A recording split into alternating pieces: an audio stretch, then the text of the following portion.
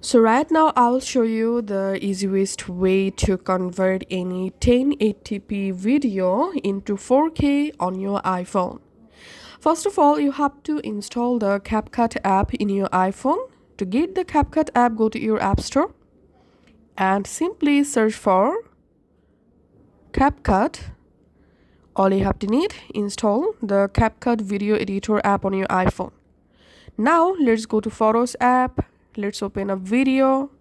Let's see this video info here. As you can see, this is a 1080p video. Now let's make this 1080p video a 4K video. Go ahead and open the CapCut app. And now you have to close ads just like so. Tap on new project. Select the video, 1080p video that you want to convert into 4K. Tap on add. Once the video add date, you can go ahead and edit the video. Now just tap on this resolution.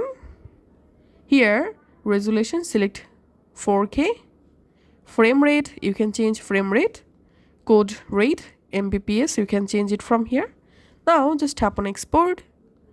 And now you have to watch an ad here. And here we can see the video successfully exported. Now let's go to Photos app. And this is my main video. And this is the converted video. Let's see this video info.